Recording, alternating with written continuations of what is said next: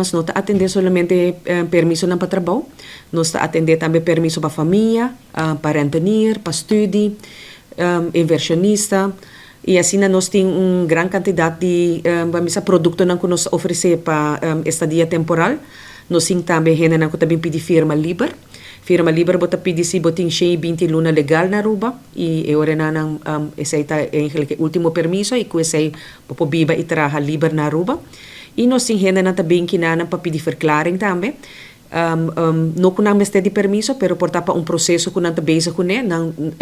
lugar ta pedi nang essa pa compliance e a verklaring tapa bisa kunang no meste permiso dus essa ite produkto nang kunos ta atende kune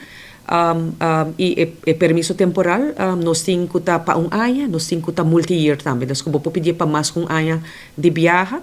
nossa waxi que den ano não passa é último ano tá echt hoop den trek, pero nós também por promover essa aí também, porque essa aí tá que a gente tem permiso por de 3 anos e agora é por hasi sukona e agora quando bisa bonoting e hassel para bintur ano para hasi saki. Dus está possível, a lei está permitir algum ajuste na hora que nós está bezig com